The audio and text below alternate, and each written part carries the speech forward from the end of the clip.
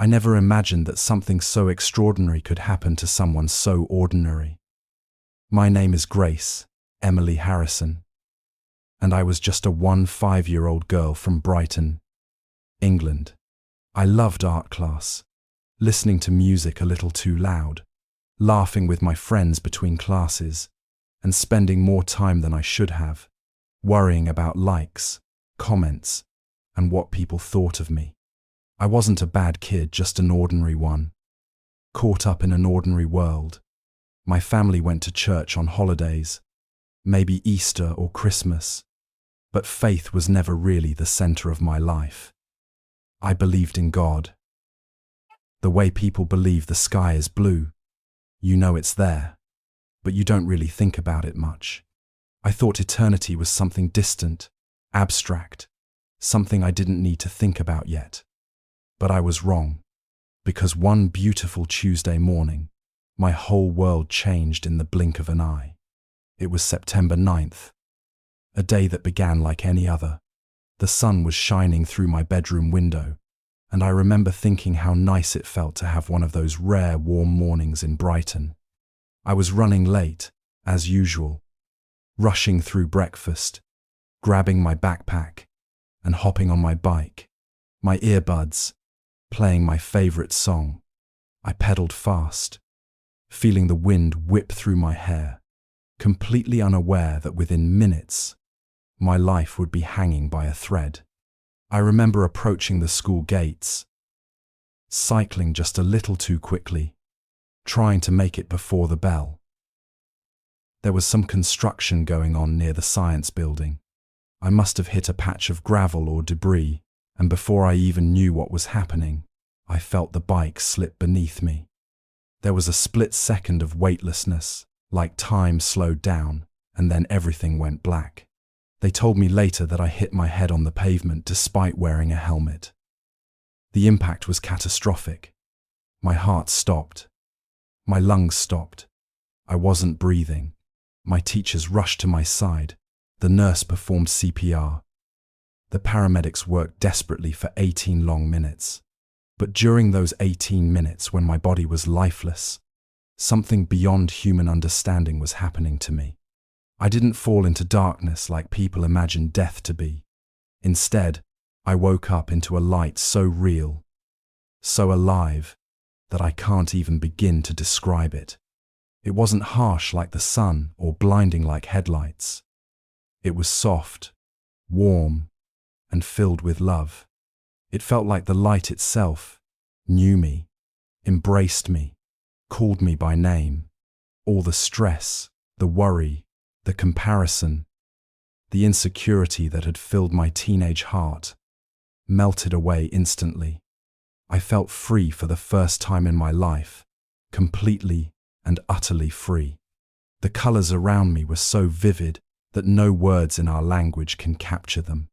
It was like I had been living my whole life seeing the world in black and white, and suddenly everything burst into color. And then, through that light, I saw him, Jesus. He didn't look like the paintings or the stained glass windows. He looked young, yet eternal, strong, yet gentle. His eyes, oh, I'll never forget those eyes. They held all the love in the universe, but also all the sorrow of a world that had forgotten its creator. When he looked at me, I felt like every secret, every failure, every sin was laid bare before him. But instead of shame, I felt love, deep, unconditional, undeserved love. I didn't have to pretend, didn't have to impress him, didn't have to earn anything. I was known and accepted completely. His presence was so powerful and yet so peaceful. His voice was soft, but carried authority that pierced through everything inside me. Grace, he said, and when he spoke my name, it was like my soul itself came alive. My precious child, I've brought you here because I have something very important to show you, something you must share with the world before time runs out. I wanted to ask so many questions, but I knew this was a moment to listen. So, I did. Then, like watching a vision unfold. Jesus showed me my school, but it wasn't like I'd ever seen it before. I could see into people's hearts, their fears, their loneliness, their desperate need to be seen. I saw my classmates walking through the halls surrounded by a fog, a spiritual emptiness they didn't even know existed. I saw kids scrolling endlessly on their phones, comparing themselves, believing lies that they weren't good enough, that their worth depended on how many followers they had. I saw dark shadows whispering words of despair and self-hatred over them. It broke my heart, because I realized I had believed those same lies too. Jesus looked at me with deep sadness and said, "See how the enemy has deceived this generation, teaching them to chase images instead of truth, attention instead of love." And yet, even in that heartbreak, he showed me hope. Every time a young person stopped and prayed, even for a second, those shadows fled. Every whisper of faith, every moment of surrender, shattered the darkness. I saw how powerful a single prayer could be. How light always wins. Then, he showed me families, mine among them. I saw parents and children living under the same roof, but divided by distractions. Dinner tables silent, while everyone stared at their screens. Homes full of noise but empty of connection. Jesus said, "This is where the enemy has struck hardest, at the heart of love itself." Without prayer, without God, families were slowly dying on the inside. But he also showed me the beauty of those who still prayed together. The quiet strength of mothers, whispering prayers in the night. Fathers blessing their children before bed. He said those families were lamps of light, holding back the darkness. The final vision he showed me was the church. Some churches were vibrant with faith, but many had lost their fire. Pastors preaching out of routine, congregations attending out of habit. Jesus said, "Many worship me with their lips, but their hearts are far from me." Yet even then, he showed me the hidden saints, the elderly praying alone, the young believers worshipping in their bedrooms, the quiet ones who loved him without recognition. "These," he said, "are the ones keeping the flame alive." And then came the moment that changed everything. He looked at me, his expression full of love, but also urgency. "Grace," he said, "October 2025 is the final door." Those words echoed in my spirit like thunder. After that time, the season of easy grace will close. The invitation will still be there, but hearts will become harder. Those who could have opened easily will resist. Tell the world that October 2025 is their opportunity, the moment when heaven draws closest to earth. He showed me two futures, branching from that time. In one, people woke up spiritually, put down their distractions, and sought God with real hunger. I saw young people turning to prayer, families healed, churches alive with the power of the Holy Spirit. It was beautiful beyond anything on this earth. But in the other future, people ignored the call. The world grew darker, colder, emptier. Truth was buried under noise. Love grew cold. Hope became rare. "The choice is theirs," he said. "I am knocking on every door, but I will not force anyone. Love must be chosen freely." Tears streamed down my face as I told him I wanted to stay with him forever. His eyes softened, and he touched my forehead. "Your work isn't finished yet, my precious child. Go back and tell them. Tell your classmates. Tell your family. Tell the world that I love them, and that October 2025 is their time. Tell them I am waiting for them with open arms." I felt myself fading, the light dissolving, the colors dimming, his voice still echoing. "Tell them before the door closes." Then I gasped, waking up in the ambulance, surrounded by shouts of astonishment. The doctors said I was gone for 18 minutes. They called it impossible, but I know exactly what happened. God brought me back for a reason. So here I am, still just Grace, an ordinary girl, with a scar on her forehead and a message burning in her heart. I'm not famous, not special, but I've been given a mission. to tell you that Jesus is real, heaven is real, eternity is real, and October 2025 is not just another month, it's an invitation from God Himself. He's calling you right now, this very moment. Don't ignore that tug in your heart. Don't wait until it's too late. The door is open, but it won't stay open forever. Choose light, choose love, choose Him, because that choice will change everything forever.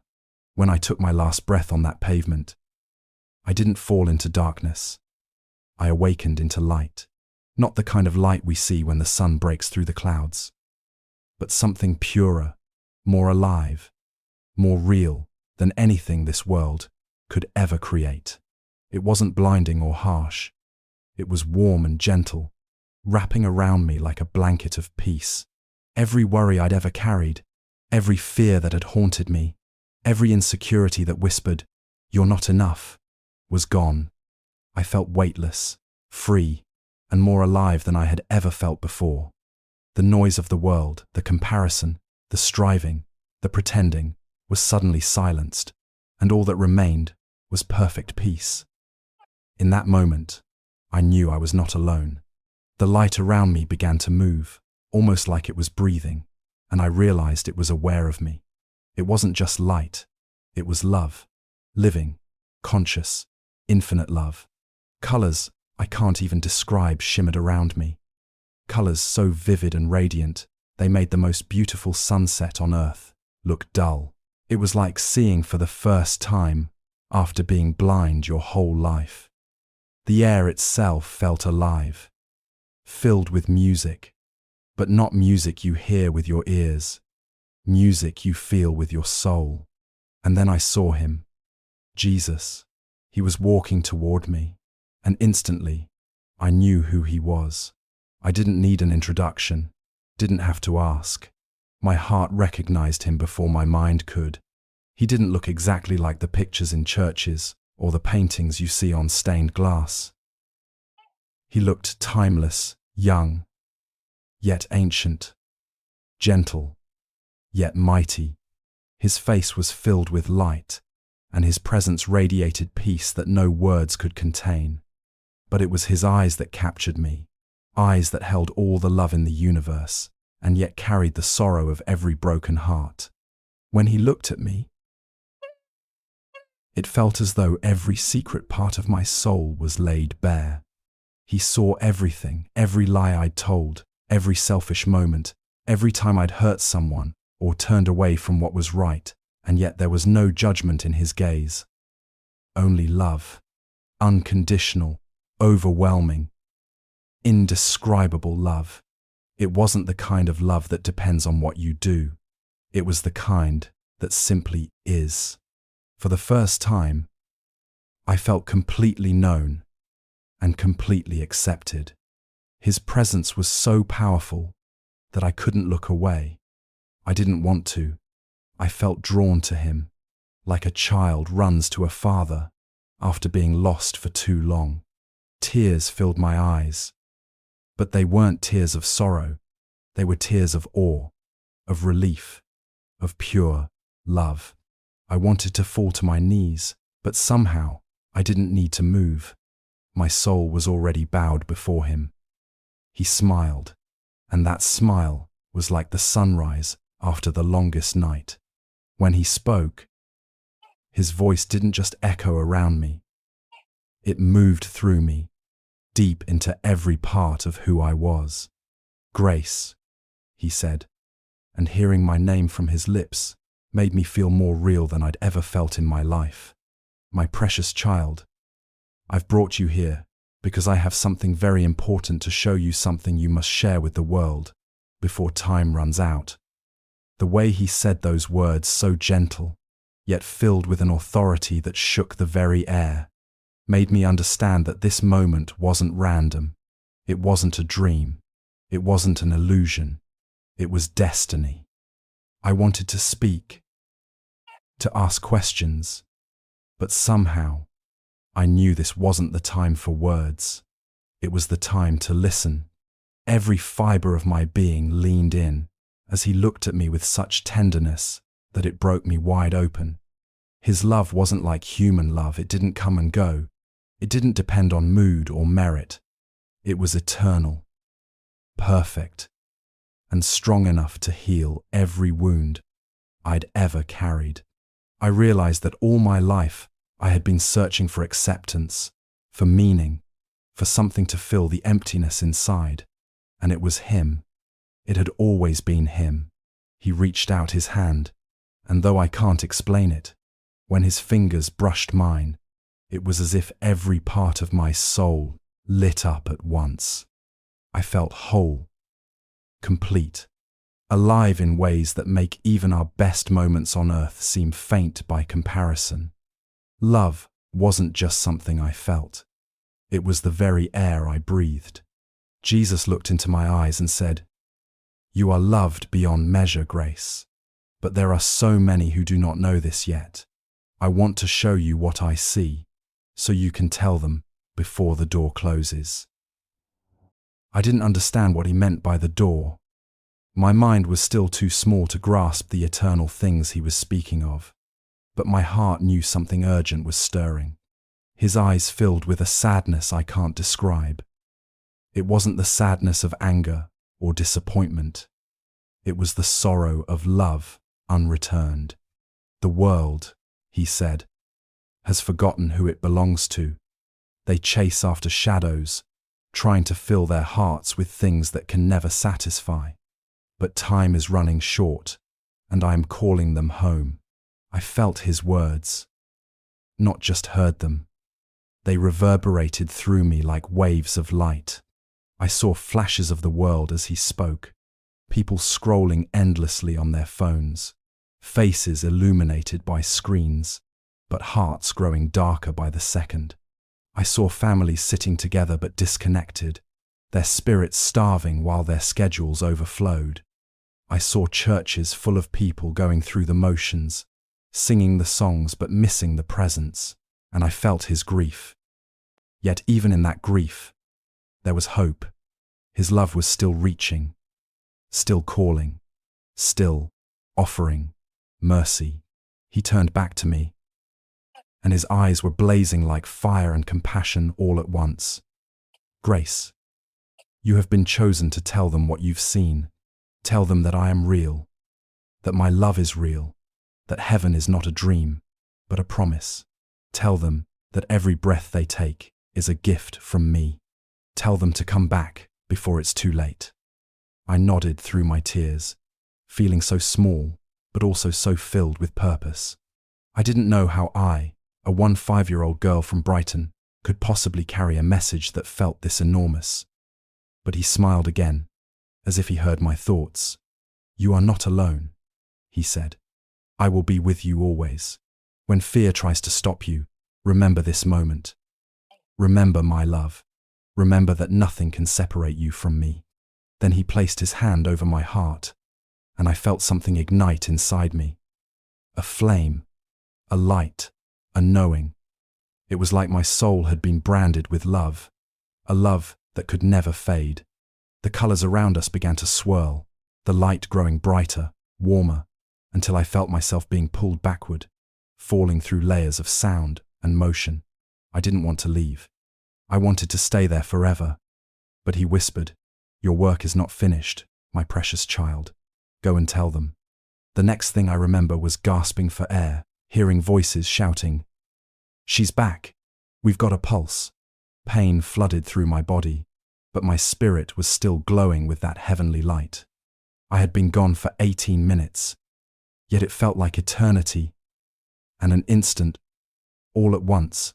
The doctors called it a miracle, but I knew the truth. It wasn't science that brought me back. It was purpose. God had sent me back with a mission, and every beat of my heart since that moment is a reminder. Life is fragile, eternity is real, and love real. Divine love is stronger than death. As I stood in that place of light and love, Jesus looked at me with eyes that held eternity in them, and he said, "Grace, there is something I must show you." His voice was calm, yet filled with such depth and sorrow that my heart trembled. He raised his hand, and suddenly, It was as though the heavens opened like a great window, revealing scenes from the world below. The first vision appeared before me, my school, the same hallways I used to walk every day. The classrooms where laughter, gossip, and stress filled the air. But now, I saw it through his eyes, and everything looked different. I could see beyond what was visible. I could see into the hearts of people. My classmates walked through those halls, surrounded by a grey mist, like a spiritual fog that dulled their eyes and dimmed their spirits. They weren't evil, just lost searching for meaning in places that could never give it. Phones were glued to their hands, heads bowed like in worship, scrolling endlessly, comparing, craving validation from strangers, chasing likes that could never fill their hearts. I saw my own face among them, smiling on the outside but empty on the inside. Jesus' voice broke through the vision, filled with love, but heavy with sadness. "See how the enemy has deceived this generation," he said softly. "They think they are connected, but they are more alone than ever. They hunger for love, but settle for attention, and their souls are starving." As I looked closer, I saw dark shadows moving through the halls, whispering lies into the ears of students. "You're not enough. No one really cares about you. You'll never be loved unless you're perfect." These whispers weren't just thoughts. They were real, living things, spiritual forces that fed off despair. I watched as they wrapped around my friends like invisible chains, pulling them deeper into fear and self-doubt. My heart ached, but then Jesus showed me something that filled me with hope. Whenever one of those students paused just for a moment to whisper a prayer, to lift their eyes heavenward, to call out his name, light would burst forth like lightning, and the shadows would scatter instantly. Even the smallest flicker of faith sent those dark spirits fleeing. "Do you see, Grace?" he said, his eyes shining. "Even the faintest prayer has power. Even the smallest act of trust can push back the darkness. I am still greater than the storm." The vision changed again, and this time I saw homes, ordinary houses on ordinary streets. But when I looked inside, I saw families who were together physically but miles apart, spiritually. Parents and children sat in the same rooms, yet their hearts were disconnected. Phones, tablets, and TVs glowed in every corner, but the warmth of love and prayer was missing. I saw dinner tables where no one spoke, where silence had replaced laughter, where the glow of screens had replaced the glow of grace. Tears filled my eyes as I realized how subtle this spiritual famine had become. Jesus' expression grew sorrowful. "This is how the enemy divides families," he said. "He doesn't always come with loud destruction. Sometimes he comes quietly, through distraction and busyness. He fills their lives with everything but me."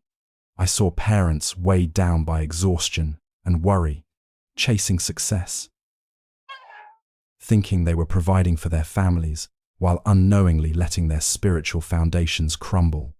I saw children longing for attention, scrolling through endless videos, trying to fill a void that only love could fill. Jesus turned to me, his voice filled with compassion. "Families are meant to be altars of light, places of prayer, forgiveness, and unity, but many have forgotten how to pray together. Without me at the center, even the strongest homes will begin to fall apart." As he spoke, I saw a few families kneeling together in prayer, holding hands around their tables. Their homes glowed like beacons of light in the midst of the darkness, and that light spread far beyond their walls. The more they prayed, the brighter their light became, pushing back the shadows that hovered over their neighborhoods. "These," Jesus said, "are the families that keep the world from collapsing completely. Their prayers are holding back waves of darkness you cannot imagine." Then came the third vision, and it pierced me deeply. I saw churches large and small, across cities and villages, across nations and continents. At first glance, they looked vibrant, full of activity and sound. But as I looked closer, I realized something was missing. The fire, the presence, the living breath of the Spirit was faint in many of them. Pastors preached eloquently, choirs sang beautifully, lights flashed, and crowds clapped. But for many, it had become performance instead of worship. Hearts were going through the motions, while the true flame of faith flickered weakly. I saw people filling pews out of habit, ticking off Sunday as just another obligation, but walking out unchanged, untouched, unawakened. It wasn't evil, it was emptiness. It was faith without passion, form without power. My heart broke at the sight. "Lord," I whispered, "how did this happen?" He placed his hand over my heart and said, "When love grows cold, worship becomes routine. When truth is watered down, hearts grow hard. But not all have forgotten me." Then he showed me something that took my breath away. Scattered across the world were hidden saints, ordinary people who the world overlooks but heaven celebrates. I saw elderly women praying quietly in empty churches, their lips moving softly in faith. I saw young people in their bedrooms, singing songs of worship when no one was watching.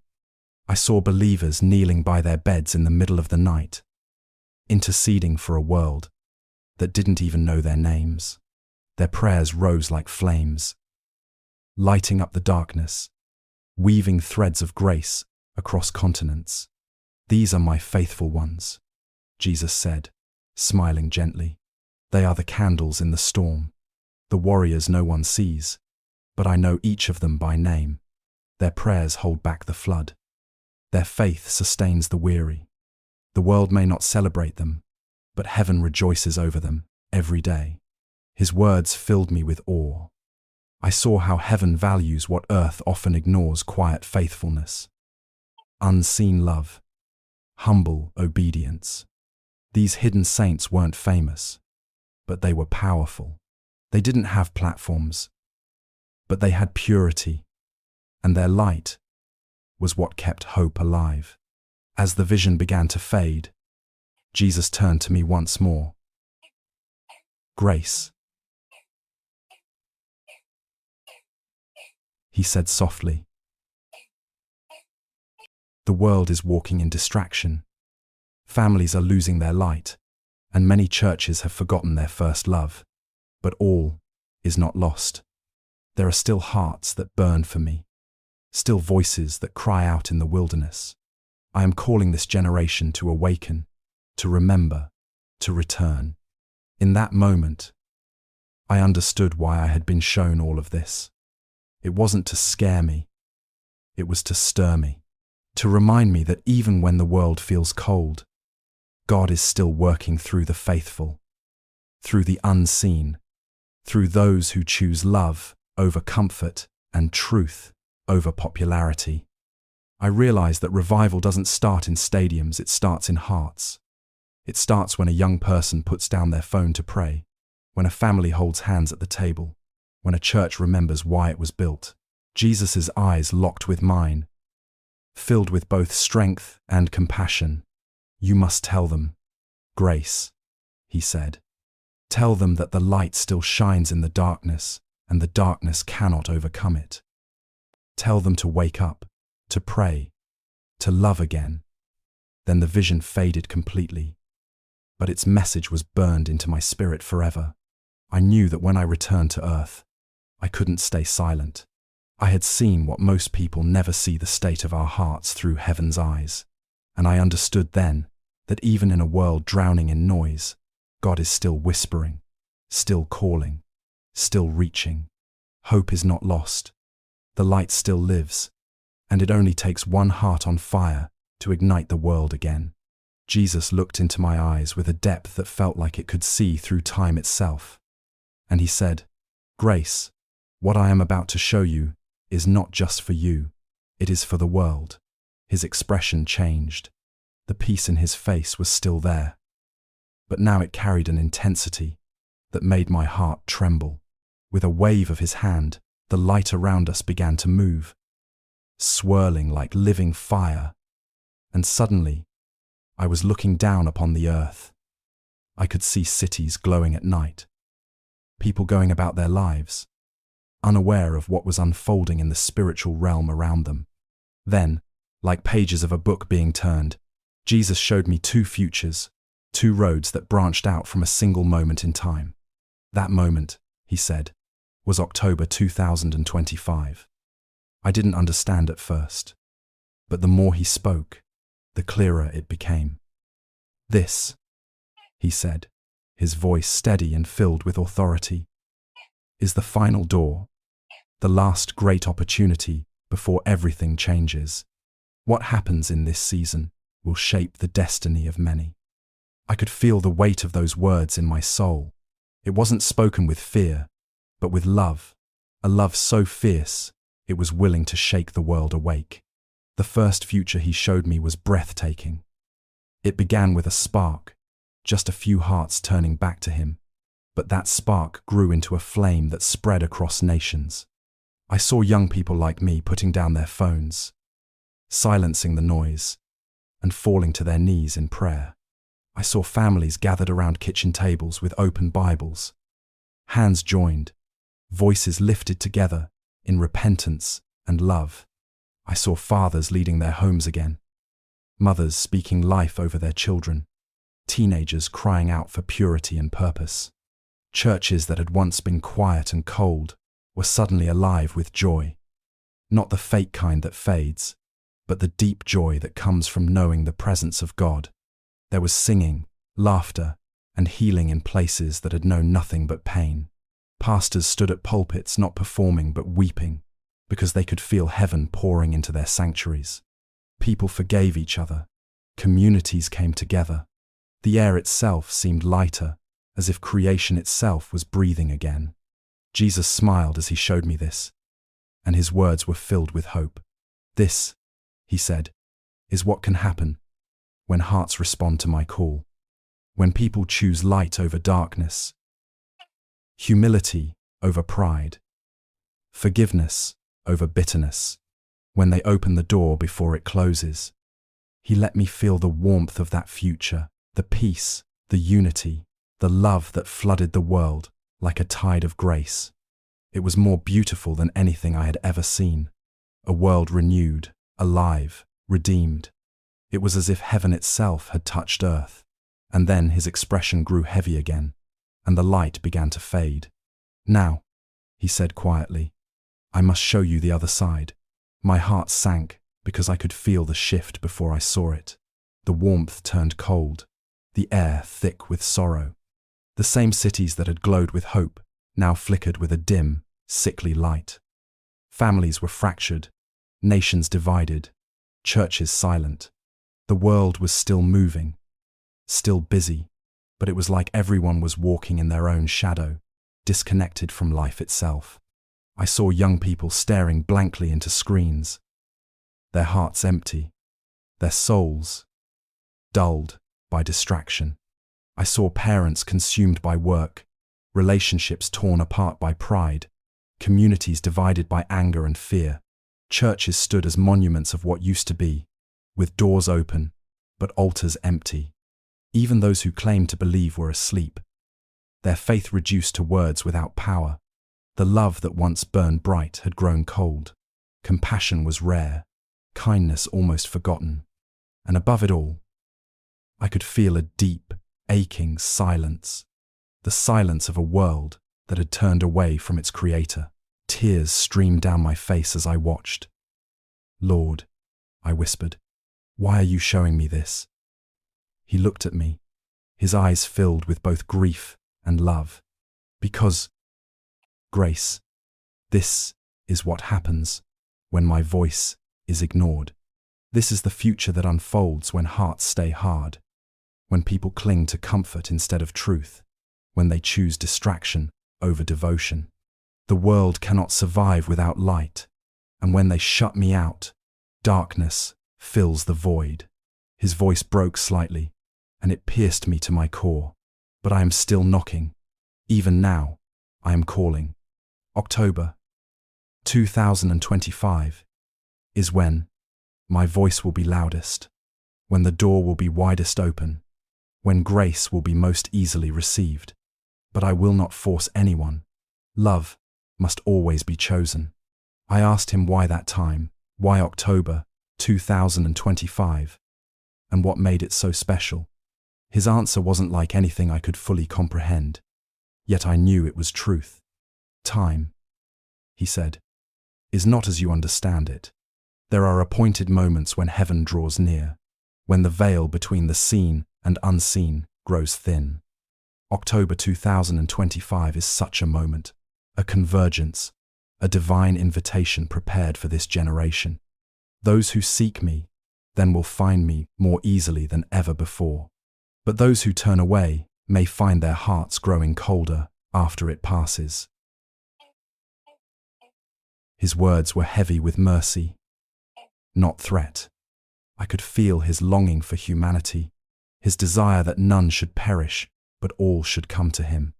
He showed me faces, countless faces from every nation and background, all standing at a doorway of light. Some stepped forward eagerly, running into his embrace. Others hesitated, distracted by their phones, their ambitions, their fears. Some turned away altogether, thinking they still had time. Each choice carried eternal weight, and my heart broke watching it unfold. Jesus turned to me again, his voice filled with urgency.